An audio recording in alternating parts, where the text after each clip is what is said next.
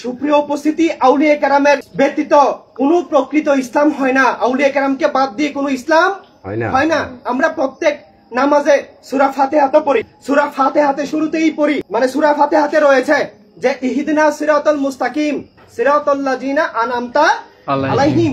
আমরা বলি, হে আল্লাহ, আমাদেরকে সহজ সরল পথ দেখান, আমাদেরকে নাজাতের পথ দেখান, যে পথে যারা মানে আগে যারা সফল হয়েছেন আমাদেরকে সেই নাজাতের পথ, সিরাতুল মুস্তাকিমের পথ, সেই ঈমানের পথ, নাজাতের পথ, রহমতের পথ আমাদেরকে দেখান। আবার আমরা এর বিপরীত পথ থেকে আল্লাহ এবং তার রাসূলের দরবারে পানাহ চাই, আশ্রয় চাই, ঠিক না? ঠিক।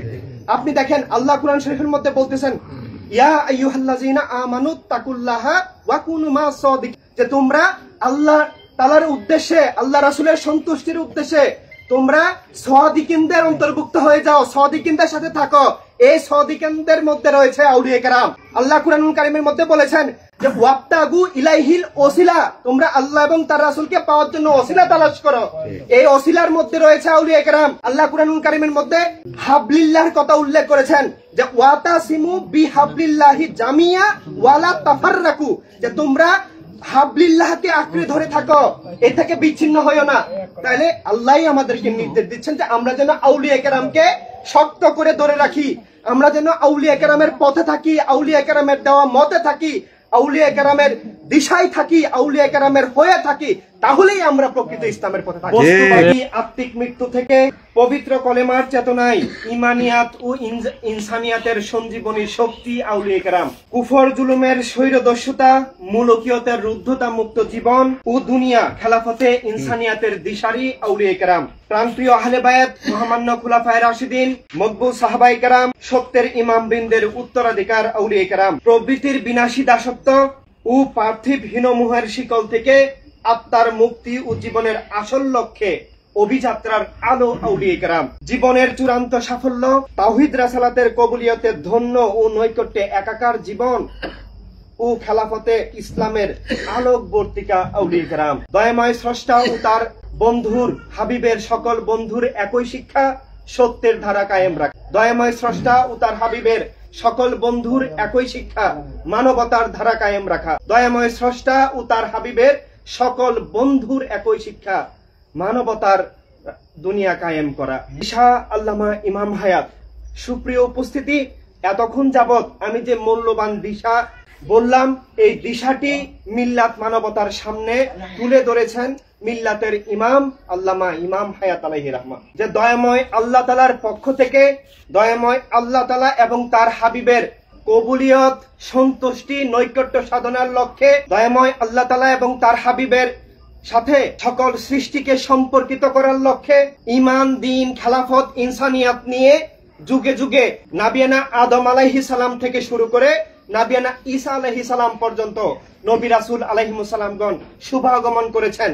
উনাদের ধারাবাহিকতায় দুনিয়ায় সব নবীর মূল নবী নাবিল উম্মি, দয়াময় আল্লাহ তাআলার জাতে পাকের নূর, দয়াময় আল্লাহ তাআলার বন্ধন, সম্পর্ক, কবুলিয়ত, প্রাণাধিক প্রিয় নবী সাল্লাল্লাহু আলাইহি সাল্লাম শুভাগমন করেছেন, যেটা কিয়ামত পর্যন্ত আমরা সব মুমিনের জন্য ঈদে আজম। সেই ঈদে আজমের শিক্ষা, আলোকধারা দুনিয়াতে বাস্তবায়নের লক্ষ্যে দুনিয়াতে প্রাণপ্রিয় আহলে বায়াত আলাইহিমুস সালাম, খুলাফায়ে রাশিদিন, সাহাবায়ে কেরাম, ইমামগণ, ওলিগণ দুনিয়াতে শুভাগমন করেছেন।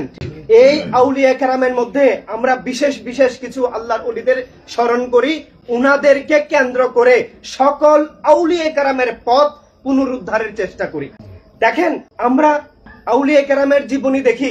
হযরত গাউসে পাক রহমতুল্লাহি আলাইহি, হযরত খাজা বাবা রহমতুল্লাহি আলাইহি, হযরত খাজা উসমান হারুনি রহমতুল্লাহি আলাইহি, হযরত শাহজালাল রহমতুল্লাহি আলাইহি, হযরত শাহবরান রহমতুল্লাহ আলাইহি, এরকম অসংখ্য আউলিয়া কেরামের নাম আমরা জানি। দুনিয়াতে যত আউলিয়া কেরাম এসেছেন, সকল আউলিয়া কেরাম সকল মানুষকে আল্লাহ এবং তার রাসূলের সাথে সম্পর্কিত করার জন্যই এসেছেন, ঠিক কিনা? সকল আউলিয়া কেরাম একটা শিক্ষাই দিয়েছেন যে তোমরা সবাই প্রিয় নবীর হয়ে যাও। কার?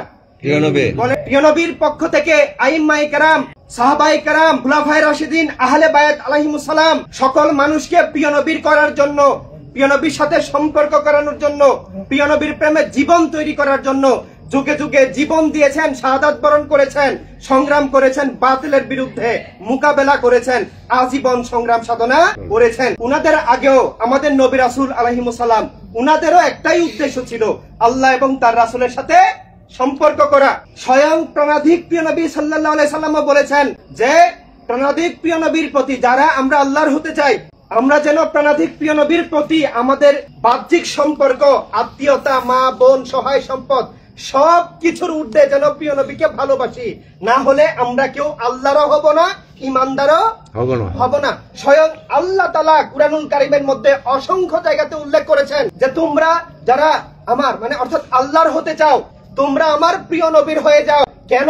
দেখুন, আমি যেটা বলতেছিলাম যে আউলিয়া কেরাম, ইমামগণ, সাহাবায়ে কেরাম, খুলাফায়ে রাশিদিন, আহলে বায়ত আলাইহিমুস সালাম, নবী রাসূল, স্বয়ং প্রাণাধিক প্রিয় নবী আল্লাহ বলতেছেন যে না আমরা প্রিয় নবীর হয়ে যাই, কারণ প্রিয় নবীর হওয়াই আল্লাহর হওয়া। কার হওয়া? কার হওয়া?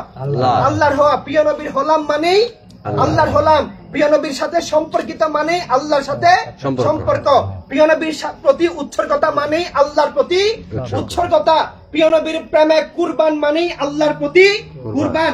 যে ব্যক্তি প্রিয় নবীর প্রেমে উৎসর্গিত সেই ইমানদার, সেই আসল সুন্নি, সেই প্রকৃত মুসলিম। যে ব্যক্তি প্রিয় নবীর প্রেমে কুরবান সেই হাসরের ময়দানে প্রিয় নবীর শাফায়াত পাবে, আল্লাহর মাগফিরাত পাবে। যে ব্যক্তি প্রিয় নবীর প্রেমের কুরবান সেই কেবল জান্নাতে যাবে, ঠিক কি না? কারণ প্রিয় নবীর হাদিস শরীফ, দুনিয়াতে যে যাকে ভালোবাসে হাসরের ময়দানে সে তার সাথেই থাকবে। আউলিয়া কেরাম, ইমামগণ, সাহাবায়ে কেরাম, খুলাফায়ে রাশিদিন, আহলে বায়াত, নবী রাসূল আলাইহিমুস সালাম, উনারা প্রিয় নবীর প্রেমের শিক্ষা দিয়েছেন, প্রিয় নবীকে প্রাণের ঊর্ধ্বে ভালোবাসার শিক্ষা দিয়েছেন। যারা সেই শিক্ষায় প্রিয় নবীর হয়ে থাকবে, প্রিয় নবীর প্রেমে জীবন করবে, তাদের দুনিয়া আখিরাত প্রিয় নবীর সাথেই হবে। ঠিক, ঠিক কি না? ঠিক। সুপ্রিয় উপস্থিতি, আউলিয়া কেরামের ব্যতীত কোনো প্রকৃত ইসলাম হয় না। আউলিয়া কেরামকে বাদ দিয়ে কোনো ইসলাম হয় না।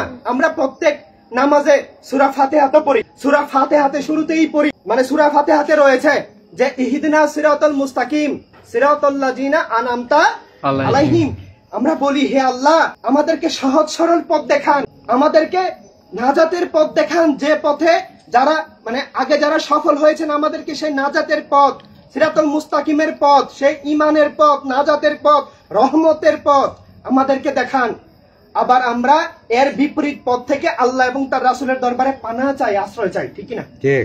আপনি দেখেন আল্লাহ কুরআন শরীফের মধ্যে বলতেছেন ইয়া আইয়ুহাল্লাযিনা আমানু তাকুল্লাহা ওয়া কুনু মা'আস সাদিকিন, যে তোমরা আল্লাহ তাআলার উদ্দেশ্যে, আল্লাহ রাসূলের সন্তুষ্টির উদ্দেশ্যে তোমরা সাদিকিনদের অন্তর্ভুক্ত হয়ে যাও, সাদিকিনদের সাথে থাকো। এই সাদিকিনদের মধ্যে রয়েছে আউলিয়া কেরাম। আল্লাহ কুরআনুল কারীমের মধ্যে বলেছেন যে ওয়াবতাগু ইলাইহিল ওসিলা, তোমরা আল্লাহ এবং তার রাসূলকে পাওয়ার জন্য ওসিলা তালাশ করো। এই ওসিলার মধ্যে রয়েছে আউলিয়া কেরাম। আল্লাহ কুরআনুল কারীমের মধ্যে হাবলিল্লাহর কথা উল্লেখ করেছেন যে ওয়াতাসিমু বিহাবলিল্লাহি জামিয়া ওয়ালা তাফাররাকু, যে তোমরা হাবলিল্লাহকে আঁকড়ে ধরে থাকো, এ থেকে বিচ্ছিন্ন হইও না। তাহলে আল্লাহই আমাদেরকে নির্দেশ দিচ্ছেন যে আমরা যেন আউলিয়া কেরামকে শক্ত করে ধরে রাখি, আমরা যেন আউলিয়া কেরামের পথে থাকি, আউলিয়া কেরামের দেওয়া মতে থাকি, আউলিয়া কেরামের দিশায় থাকি, আউলিয়া কেরামের হয়ে থাকি।